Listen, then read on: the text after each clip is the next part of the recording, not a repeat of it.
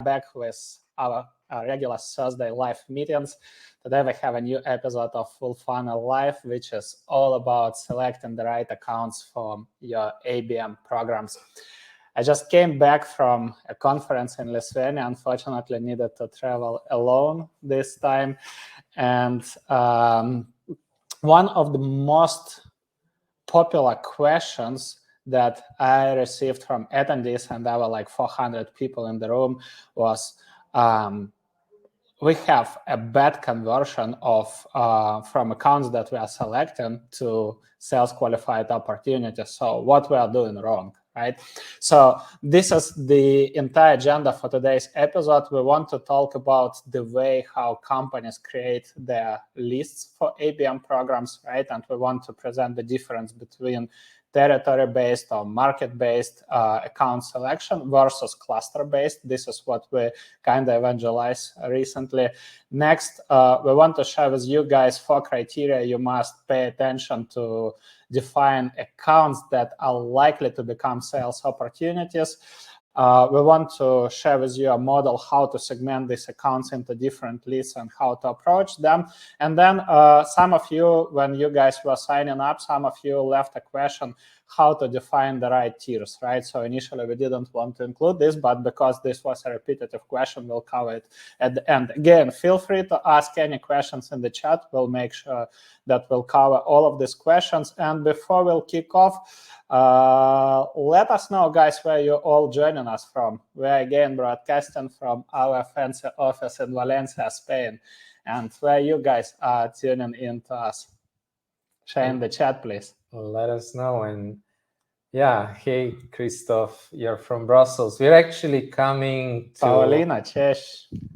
To Antwerp in 17th of May, 16th and 17th of May.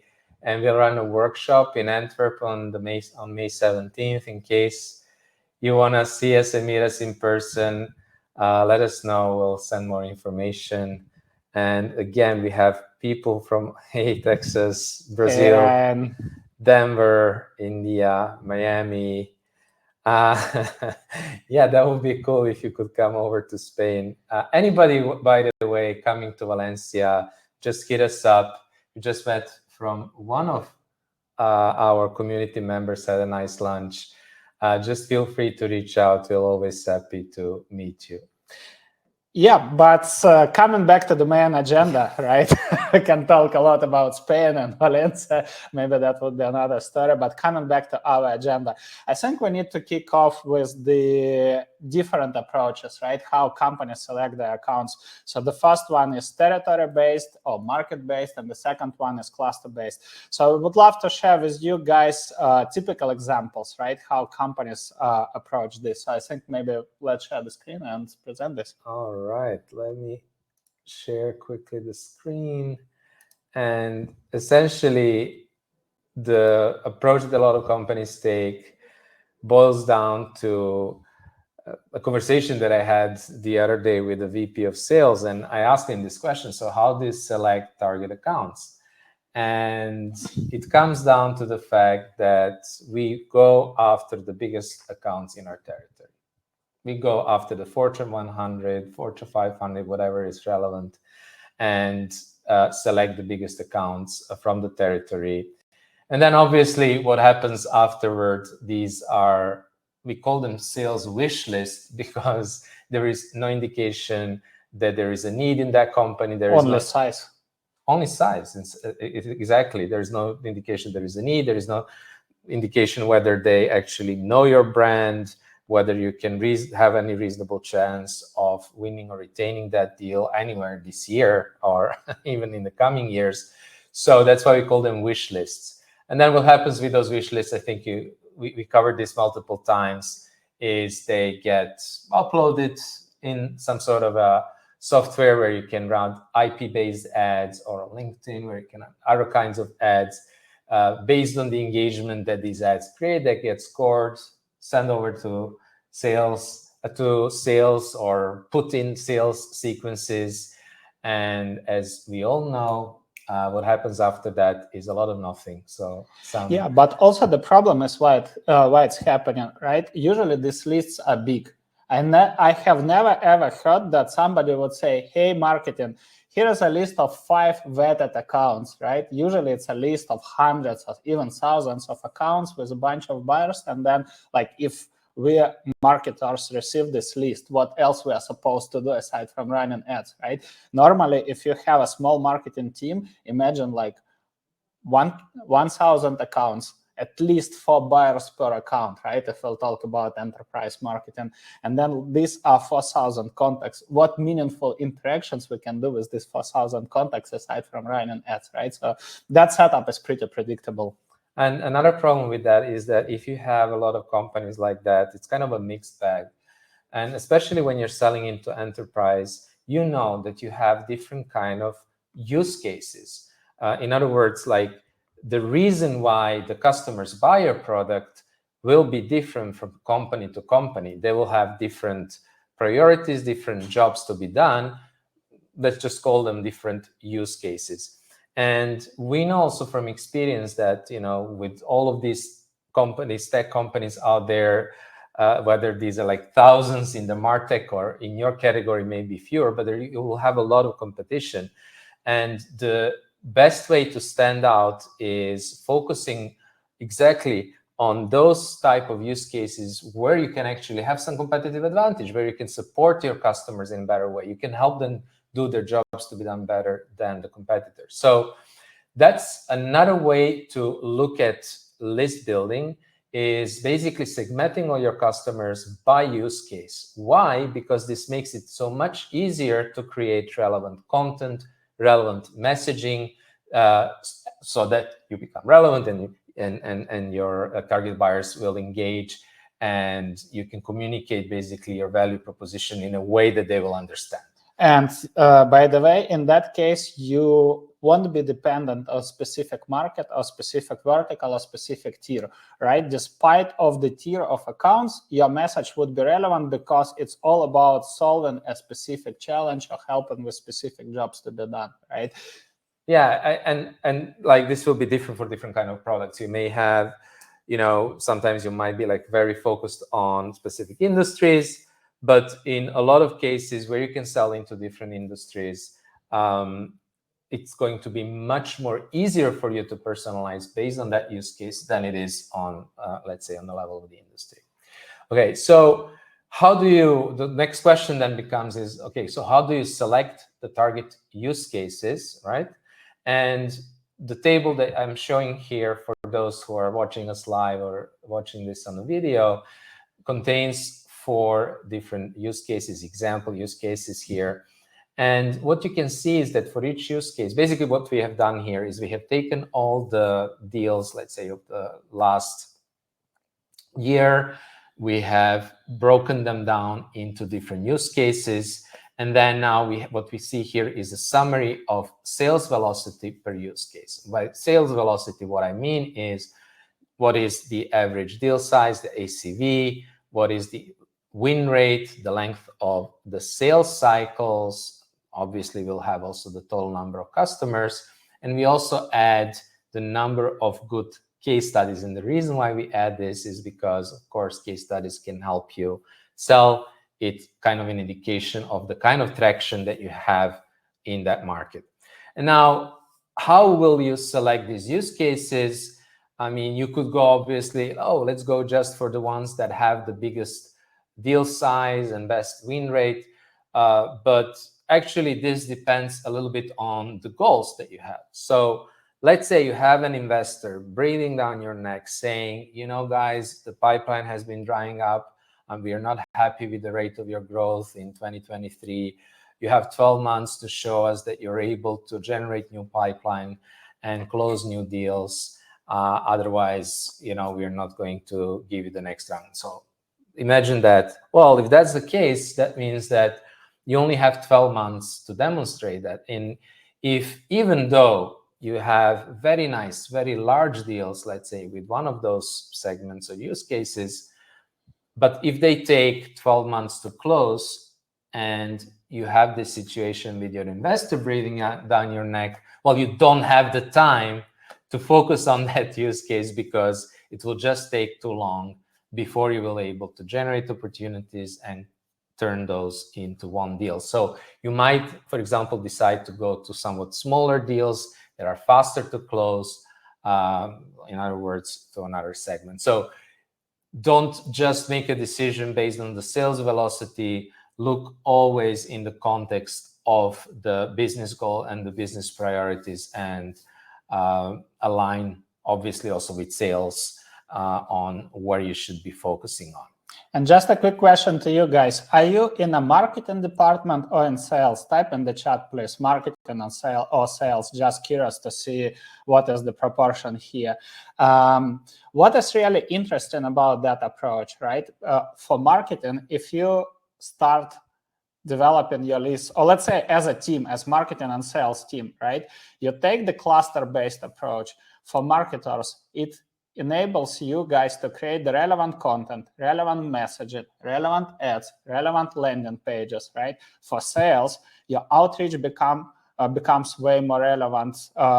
Your conversations become more relevant, and you start focusing on the accounts that are likely to have conversation with you, right? So the things completely different change. Kate, the only marketing person on the sales team. That's fantastic. Thank you. So I think most of you are in marketing here, right? So for you, that would be a nice way to present that approach to sales, right? And explain why we want to take it. Now, the next question would be, okay, so if we select a specific cluster, right, how can we select the right accounts we should focus on? So we usually have, if you can just click on it and enlarge the image so the guys can see it, right? There are 4 criteria that we usually pay attention to.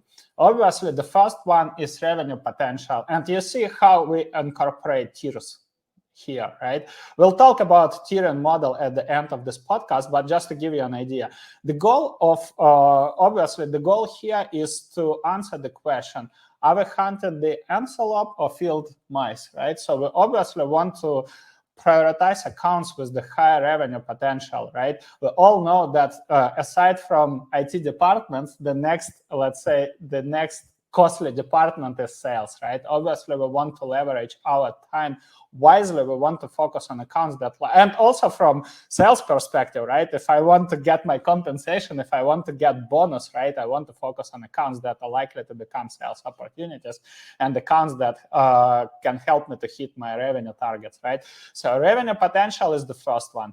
The next one is relationship. So obviously, you need to have, as a cohesive GTM team, I mean marketing and sales, you need to have this conversation. What does it mean to have a relationship with a prospect, right? For some people, they might say, hey, we have a LinkedIn connection. I would argue that LinkedIn connection is not a relationship, but okay, I totally get that some companies would say that it's... No, I think it's interesting to look at it from like 2 extremes. Like one extreme where you have the best relationship, that's a current customer with an upsell opportunity, where you have a fantastic relationship with the target buying committee. And the other extreme would be a LinkedIn connection. But think about it a little bit also more creatively. Well, maybe you have previous, so you have an employee, a key employee, champion, or key user that is a former employee of your current customer that has moved to a new company. Well, that's another type of relationship. Or, for example, you know that one of your reference customers is connected to that company. Maybe they work with them, maybe they partner with them, or whatever. So think about relationship also from these kind of angles. Yeah, just a few examples here. You had a positive conversation in the past. A positive, I mean, you had a chat about anything, right? Then you have strong common connections. Sometimes you might have, for example, a partner company, right, that has a strong connection with somebody from the buying committee, right? And obviously, you should prioritize it.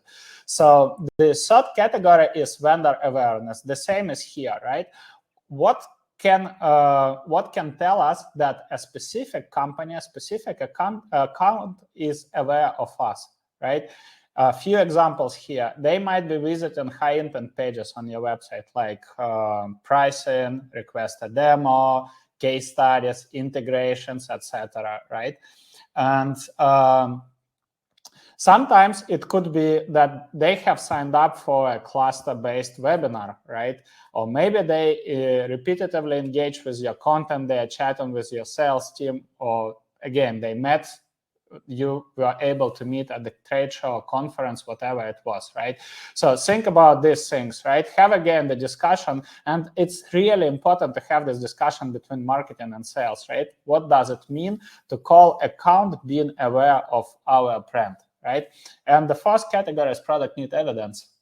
Yeah, so basically, do they have a need for our product, and why do you believe so? Is it because they have declared that need? Obviously, this is, again, like looking at the extreme, the best case scenario where they have raised their hand and declared their need. Maybe you have read an update, for example, maybe they are investing in some strategic direction that is aligned with your product. There may be like announced somewhere that they're looking for a vendor or solution, maybe on a community asking, etc. But it could be kind of inferred, right? So we could be inferring that they have a need because, for example, we know that they have a specific challenge, because we see, again, based on some account research, buyer chats, maybe you're having chats with somebody, again, back to your LinkedIn connection, can be worse sometimes, having a chat with them and you know that they have this challenge. Or maybe they have attended a webinar on the relevant topic and you had a poll where you were asking them how important it is, like, are you now, let's say, asking, working on ABM, are you investing in that, yes or no, where they have also shared this information. So you have different ways in which you could infer or find the evidence of a product need.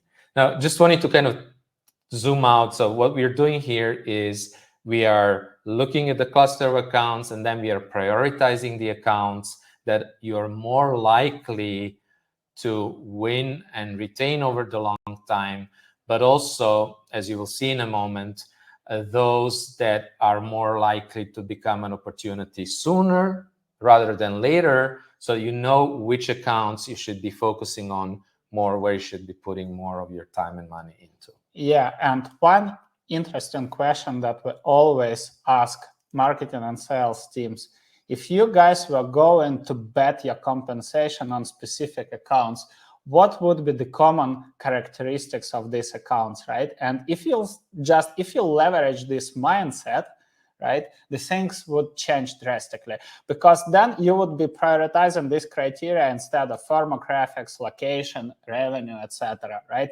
So next logical step, I believe that anyhow, if you guys in marketing, you need to have this conversation with sales, and they would anyhow share with you their big list, right? So the next logical step would be, okay, let's prioritize this list by these 4 criteria. And usually, if which leads us to the next point in today's presentation, right?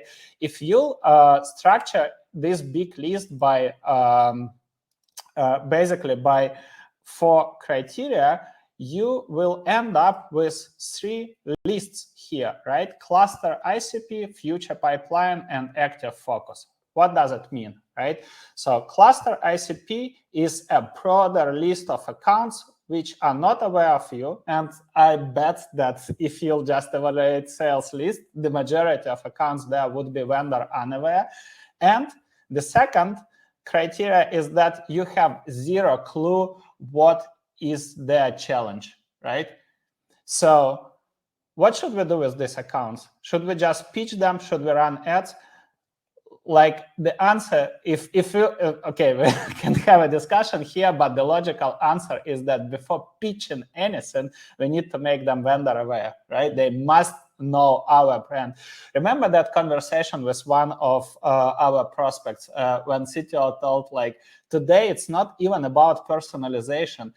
For me, to even open the email, it could be super personalized, but even to open the email, I must know the sender. Why? Just because I get around 300 cold emails every single week. So I just have I just mark all of them in a bulk to delete, and that's it, right? So unless I know the person, and the same with ads in most cases, right? So people are not clicking display ads just out. I mean, there are some marketers who do it out of curiosity, but normally people don't do it, right? So the point is that together with sales, you need to accept it and then define the actions. What can we do to make these accounts aware of us, right? Which leads us to the prior point, right? What would be the level of vendor awareness that we are going to track? So in a simple way, like how you can approach that list. All of these accounts should be put into demand gen layer, right? While sales should be proactively growing their network with the buying committee of these people. All right. So again, what we are doing here is we are prioritizing the accounts and also deciding, okay, what do we do, let's say, with priority 1, priority 2, and priority 3. And the way that we are doing it is, as we explained, we are looking at these 4 types of criteria to evaluate the likelihood of this account becoming a sales qualified opportunity this quarter. This is kind of the key question, right? So how likely are, based on everything that we know, product need, evidence, relationship, et cetera, how likely are we to generate opportunity with this account this quarter? If we are very likely to generate opportunity, we want, of course, with our sales efforts and any one-to-one campaigns from marketing, which require more budget and more effort per account, we want to focus on those accounts that are much more likely to become a sales qualified opportunity this quarter. Of course, we know that if that's all we do, then in the next quarter, we're not going to have pipeline. So we also need to work on future pipeline. That's why we break them down into these 3 lists. So active focus, meaning they're likely to become an opportunity this quarter. Let's do a lot of activity to make sure that they do, that we book these discovery calls, demo calls, and that we actually progress that into an opportunity. And the other ones, how do we prioritize them, and what are the activities that we need to do? Well, they could be, like Andrei said, there's no vendor awareness. We should just basically create the awareness in there and learn more about those accounts. And then the other group here in the middle that you see is the future pipeline. So they are vendor aware. So you know that they may be engaging. They visited a webinar or a live podcast like this one, visited some of the key pages, but you don't really know whether they have the product need.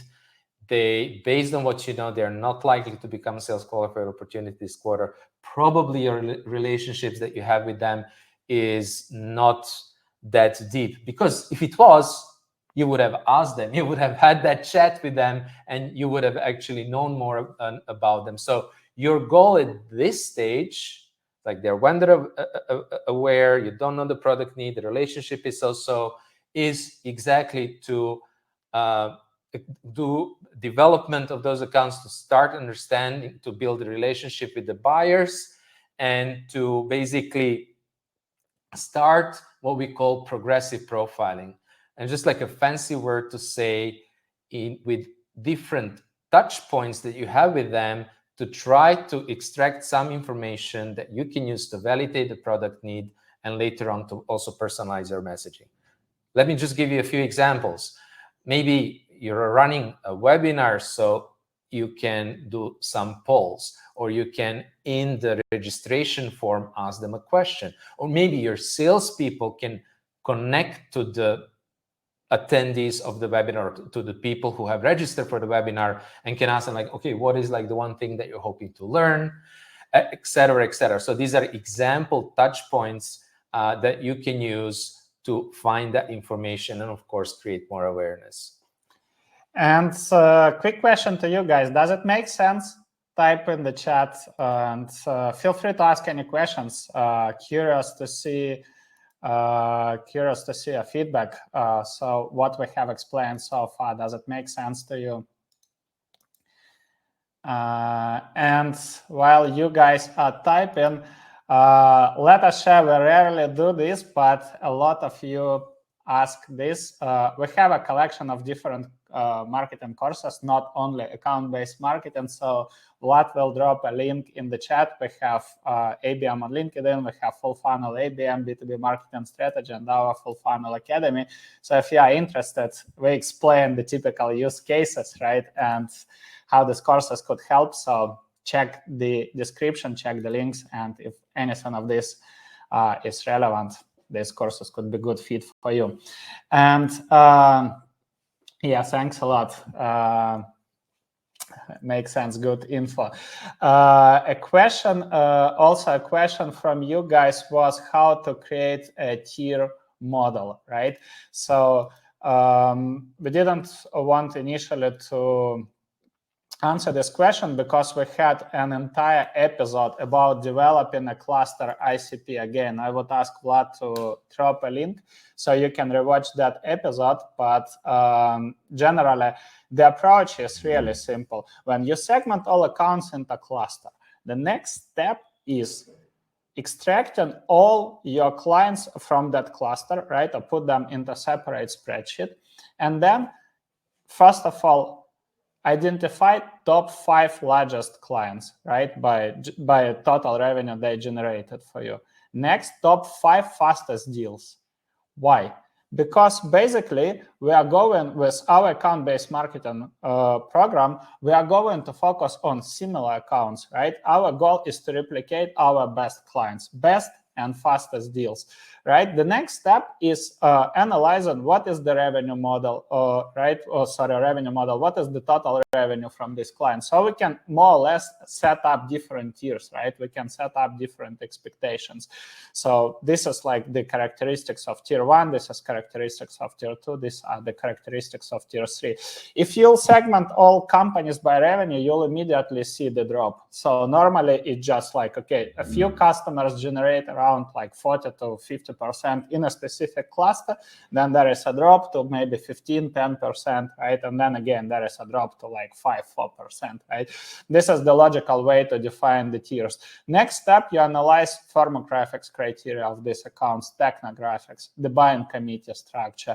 Next, analyze what makes this account good fit, qualification criteria. Maybe they're hiring for a specific position. Maybe they raised money recently. Maybe they are involved in a specific project. Maybe they have legacy technology. Who knows, right? It depends on your business. So that's why you run this cohesive analysis. And as a good exercise as well, what might help you is to analyze lost deals. So from the specific cluster, you can analyze recent 5 lost deals, 5 to 10, right? Up to you. So the goal is to define the lost reasons that you can't handle. So for example, a client or prospect, right? A lost deal, they require a specific integration that you don't have, and you don't want to, your company don't want to create that integration, right? So for you, logically, let's say if a company X has this specific ERP system or CRM or whatever, and they require this integration, you are going to disqualify them because anyhow you won't be able to sell to them, right? So what's the sense? Why should you even waste time on prospecting these accounts if they fit your, let's say, if they fit your initial ICP version? That would be super helpful. But again, we shared the entire template and the entire approach in that podcast episode. Vlad dropped a link, so feel free to watch, and I think that would be super helpful.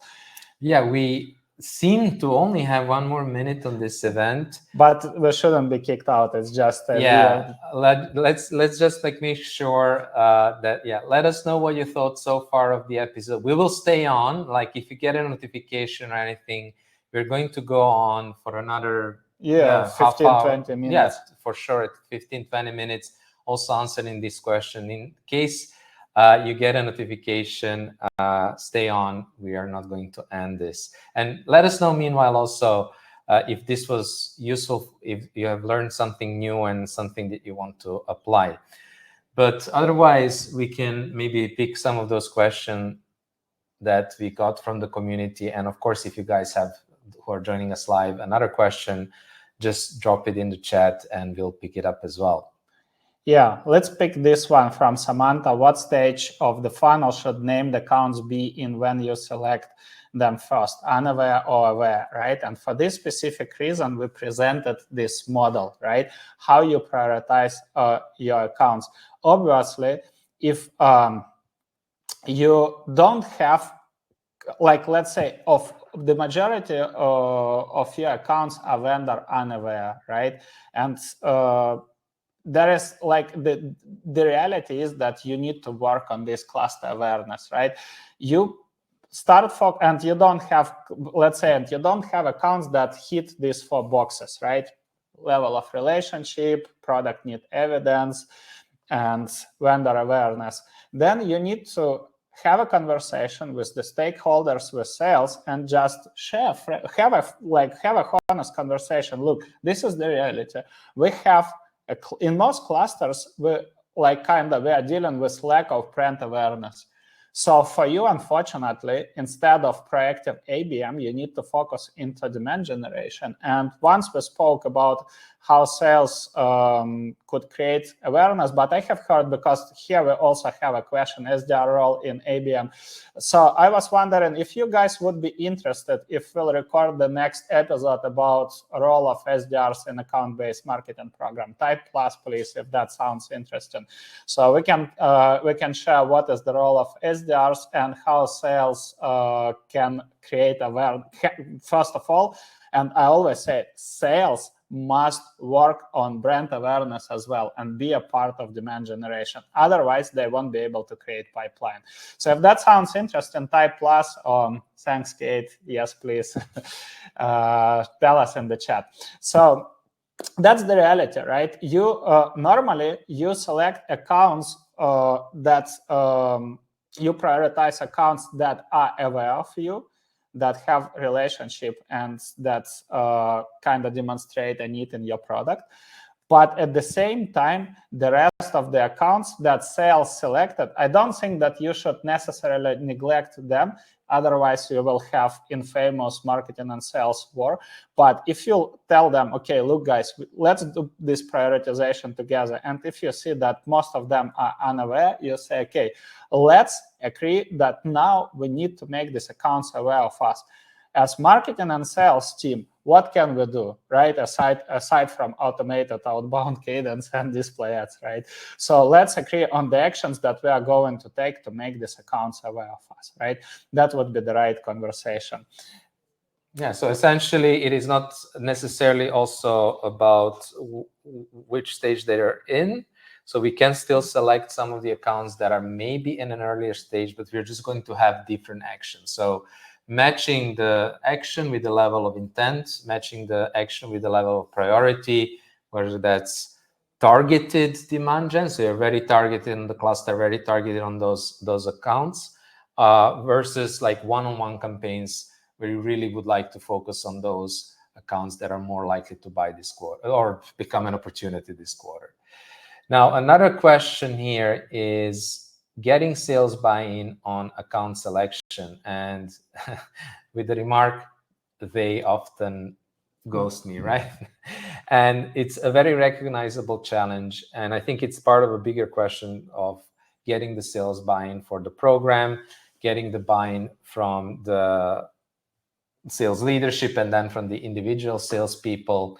And I think that's really important to understand that, I mean, there's like many things that you can do, and we have done a full episode on how to create the buy-in. And I think we'll also, in the coming episodes, we are just like discussing with one of our clients who was just a master in getting management buy-in. We wanted to bring him and just let him share he was leading a marketing team at one of our clients, and let him also share how he's getting buy-in, how he was and how he is today getting buy-in from his management.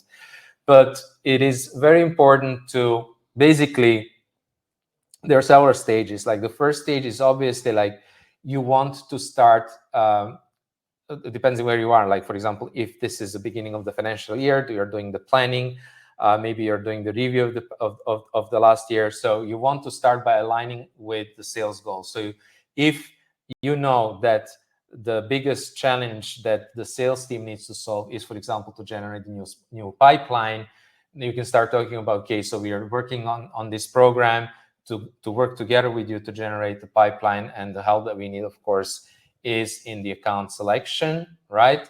What we are going to do is we are going to not just give you a bunch of accounts, but we are actually going to prepare the data that you need, that we have, that you don't have. So we are going to tell you, for example, what are the,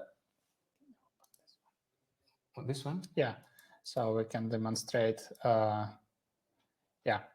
Yeah. So what we can bring, what is the kind of data that the marketing can bring? The marketing can bring data about the engagement. So for example, did you know that we have like these accounts? There are like potentially like tier 1 or tier 2 accounts that have spent maybe 1 hour visiting our key pages, that have, you know, attended our webinars, etc. Right? So should we prioritize those? And then you can start having a discussion, because a lot of sales, I believe, are not even aware that this data exists. Like I've worked previously with clients where when the first time we showed them this data, they were like, wow, okay, so this is definitely something that we are interested in. But also a good idea is, let's say, depends where you are, right, and what is your current situation, but how you can basically how you can navigate that conversation. So the first one is you run revenue analysis, right, and you look at win rates. I think win rates and sales cycle lengths are two critical metrics that sales always pay attention to. So in most cases, you'll see, okay, why our win rates? Why are our win rates low? Why our sales cycle lengths are very long? And then you can analyze if, like, you followed my advice and you extracted all these customers, right? And you have identified top 5 fastest deals, right? And won deals. So why these deals went so fast, right? Why we were able to close them relatively easily, right? What do these accounts have in common? Just ask this question, right? And then in most cases, sales would say, hey, it's because of they knew us, or we met them at the event, or they signed up to the webinar you guys in marketing ran, right? And that was a positive feedback, whatever, just to give you an idea. So that kind of could be a good way. Show them the data, right? Why our win rates are relatively low, right? And how then basically ask these questions. In that case, then you can proceed with the prioritization. You can say, hey, I have an idea, right? So these are the 4 criteria. Maybe you come up with 5. I mean, obviously, this is not like the ultimate approach. You can come up with 5 criteria, you can exclude something, but this is the general framework, right? Let's do this prioritization together. I think if you'll come up with this data, and from that perspective, right, the key goal here, how can we increase our average contract value? How can we shorten our sales cycle length? How can we increase our win rates? And how can we replicate our best clients, right? From that perspective, if you present it to sales, usually it makes sense. Then you can say, why? Because then we want to focus on these accounts that are likely to become opportunities this quarter. All right. Let's check one question in the public chat. To get back into the event, yeah. Okay. Let's scroll down to other questions that we have. Yeah, that's what I wanted to do. So how to find out information about accounts in order to qualify them. So we have spoken about, and I think there is a good, let me look this up. We have spoken about this, but I think this would be really cool if we can show you this. I can open this. Yeah. So I think the way that you want to do this, like in a structured way, and I will share just one example here, drop it quickly, a screenshot here. So basically, what you see here is all the criteria that we spoke about today, revenue potential, relationship, product need evidence, and vendor awareness, and disqualification criteria. And so what you see here is like the criterion, and then the next column is the source. And what do we mean by source? Is the source of data. It's exactly what the question was about, like how do we find out that account information? So what you see here, for example, is some of that information you may find out via Sales Navigator. Some of that information you may find out in your HubSpot. So for example, information about relationship, you may go to your CRM, whether that's HubSpot, Salesforce. You can see who's connected to people from that account. Did we have previous conversations with people from that account? That example, for example, let's say that your criterion, like one of the signals is, oh, they have a growth in the sales department. Oh, well, that's something that I can find out on LinkedIn Sales Navigator. Well, maybe an important signal is there was a recent merger and acquisition. Well, there are like industry-specific reports about mergers and acquisitions that your company might be subscribed to. So it depends a little bit on the specific criterion, but essentially you want to define these sources. And then, very importantly, you want to assign a person from the team who is responsible for each source, right? So in order for this data to actually be consulted, somebody has to be responsible. Otherwise, it's not going to happen. So what you see here is just an example. So let's say as the new accounts are coming in, we want to check, for example, whether we have a relationship with them. For example, every Monday, the SDR is going to log in, a specific person, and is going to check that. We want to check maybe some announcements. We want to check like recent merger and acquisition. Well, that's something that, I don't know, whomever from the team should be checking every Friday, whatever. Right, so that is a short answer to this question. But also it leads us to partially it answers the question, what is the role of SDR, right, in ABM project? So quite often, and this is really interesting part, quite often we have this bias that all the data we can get just from technology. And that's not true. Unfortunately, especially when it comes to product need evidence, to challenges that the accounts have, you can only figure it out through one-on-one conversations with these accounts. And that's exactly the role of SDRs, right? Especially if you look at this ICP cluster and future pipeline, these two lists, right, that we were presenting. You don't know the challenges of these accounts, right? Okay, revenue potential you can figure out based on firmographics and qualification criteria. Relationship you can install, you can establish this. Making them aware of you, you can do it, right? But sometimes knowing the challenge of a specific company would be only possible when you have these conversations, right? So this is the essential role for SDRs, right? A part of the activities before pitching, before trying to book a demo, right, for account executive, the goal would be figuring out what is the challenge. So that's... Yeah, we just had a lunch with a sales guy turned marketer. He's actually still a sales guy, but he has taken, I guess, the red pill or whatever, and figured out that the only way for him to generate opportunities was in his very tough market was to actually start doing webinars. He started running his own webinars. He became really good at it. And what he does, for example, when people register for a webinar, he calls them up and he doesn't pitch them anything. He just asks them, okay, what is the one thing that you're looking to learn? What is the challenge that you're looking to solve? I just want to make sure that I brief the experts on this, and he actually does that. But this is like one example, one very simple example of how the SDR can find that information out through a simple conversation with the buyer. But I think we need to prepare another episode and share it in more structured ways so you can see how, because the role of SDR should be broken into several categories. As I said, there would be awareness part, there would be connection part, right? There would be engagement part or non-sales touches, and there would be progressive profile and getting this information. So we need to present it, we need to prepare this episode and then run it with you guys. But to wrap it up, and I think that we have covered most of the questions. So the key goal for account selection, right? You start with the clusters, especially if your product solves multiple challenges, right? instead of verticals markets, you start thinking in terms of clusters. Then when you select a specific cluster, you start prioritizing accounts by revenue potential, and maybe in some cases it makes sense to prioritize specific verticals, right? This is how you can combine both worlds, right? So you can say, okay, in these verticals we have high win rates, more case studies, so we are going to prioritize accounts from this specific verticals, or maybe from this specific geographical markets. That could be also the case.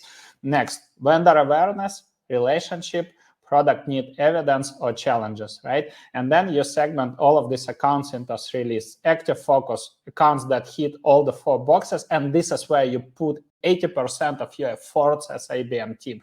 You focus on these accounts, right? Because they are likely to become sales opportunities this quarter. Then future pipeline, accounts that are aware of you, but you have no idea about their challenges, right? The goal is, this is where you put 20% of your effort as an ABM team, right? You want to validate their challenges first. And lastly, you have the broader cluster, right? With whom that cluster you put into broader demand gen program. Sales are not actively engaging with these people, but they try to connect with different buying committee members, right? They don't pay a lot of attention, to that list. They just engage time to time, etc. And if you'll take this approach, just to give you an idea, and that case study is mind blown, with a recent client, when we changed an approach, so we had, let's say, traditional market or vertical-based ABM program, we were able to generate 2 sales opportunities. We shifted to cluster-based, and from the next pilot cluster-based program, we were able to generate 14 sales opportunities with over, like, total pipeline is close to $2 million with 4 deals, one closed one, because I'm just talking about the recent results, they are fresh, and still 4 conversations, 4 deals open that are likely to be closed in the upcoming weeks, right?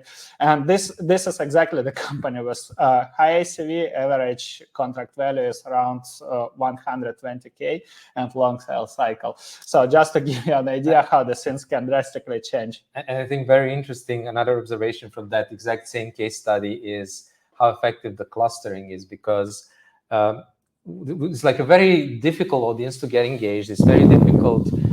It's very technical. They're very averse to sales outreach. They're very averse to, they're even like when you look at their LinkedIn profile, they're like half filled. They don't have a photo. They're not really actively engaging.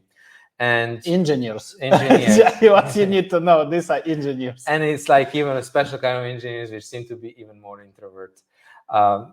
Being one here, introvert engineer, I don't mean any judgment by that. Anyhow, so what I was saying is that in that case, suddenly with a very specific cluster messaging and content, we suddenly had like hundreds and hundreds of people starting to engage, as you have seen also on the results, booking these discovery calls, just because the messaging was so specific. We actually focused on several industries. So there was like, okay, about, let's say, something with compliance, like it was like industries like the finance, etc. So there were some industries, and at the same time, like remote teams, which made it even more difficult. So we kind of like narrowed it down from 2 sides, and suddenly the messaging became super relevant. Yeah. And just to wrap up today's episode, so as you said that you are interested, so next week we are likely to host this episode about role of SDRs in ABM program and how sales should create awareness and be a part of demand gen. So mark the same time next Thursday, same time, 4 p.m. Central European time, 10 a.m. Eastern time. Mark it in your calendar. We are going to also send an announcement, email announcement to invite you. And tomorrow, we actually finally managed to move to Substack, so to provide you a better experience, to ask us questions, engage, leave comments. So tomorrow you'll get kind of a detailed recap of today's conversation with a few examples. So it would be our first Substack newsletter. And that being said, thank you so much, guys, for fantastic engagement, for fantastic questions. As it helps us as well to become relevant, right? to prepare the content that is helpful for our community, for you guys. And yeah, stay tuned. Wishing you a fantastic rest of the week and see you in 1 week. Cheers. Take care. Cheers. Appreciate you guys. Thank you. Thank you. Bye-bye.